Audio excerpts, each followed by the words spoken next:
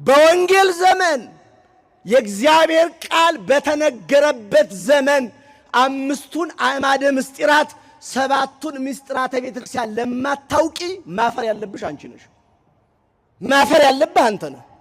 ሸምድድ የአርሰናልን ተጫዋቾች ሙሉ ዝርዝር የማንቸስተር የቼልሲን መንግስተ ሰማያት የሚያገባ መስሎ አቁም የአምስቱን የቤተ ክርስቲያን አዕማድ የተባሉትን ታውቃለህ ወይ ብለው አንድ ኦርቶዶክሳዊ አይመልስም።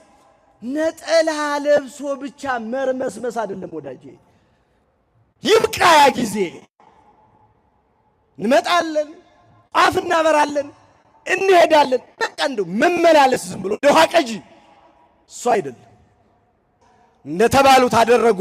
በ3 ሰዓት ስብከት 3000 ነፍስ ለጌታ ተጨመረ። በአንድ ቀን ስብከት 3000 ሰው አመነ። እኔና እናንተ ያልሰበከን መምህር የለም።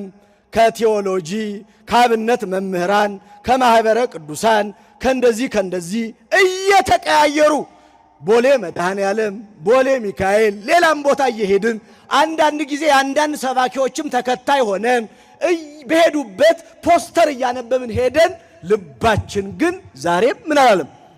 አልተነካም። ንስሐ ገብታ ጥሩ እኔ አላውቅም። የሚያውቀው ሥላሴ ነው። እላይህን እንጂ ውስጥን አላውቀው። ቆራቢ ነሽ እህቴ እኔ አላውቅም። ሥላሴ ነው ውስጥሽን የሚያውቀው። ካልሆነ ግን ገና ነው። የእግዚአብሔር ቃል በእኛው ስራ አልሰራም ማለት ነው። ይህን በሰሙ ጊዜ ምናቸው ተነካ? ልባችን ተነክቶ ንስሐ እንድንገባ ማን ይርዳን? ጠላትን ዘመድ የምታደርገው ፌስቡክ ላይ ስለፎከርክ አይደለም። ጸጋ መንፈስ ቅዱስ በላይ ላይ ስራ እንዲሰራ ጣር ወገኔ። በልጅነት ክብር የታተምንበት ቅዱሱ የእግዚአብሔር መንፈስ በዚህ ዘመን ስራ መስራት አለበት። ማንም እንደቀለደብን አንኖርም። እኛ ስጋዊ ጉልበት የለን፣ በስጋ ምንመካበትም ነገር የለን።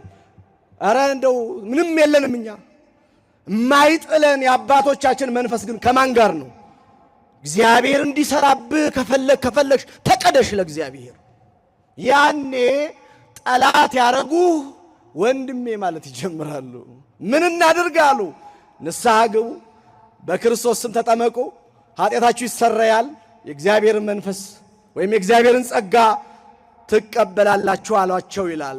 በእውነት የደነደነ ልብ ያለን ሰዎች አለን። ለንስሐ ሕይወት አልዘጋጅ ያለ ልቡና እግዚአብሔር በቃሉ አማካኝነት ልቦናችንን ይንካልን። ሰላም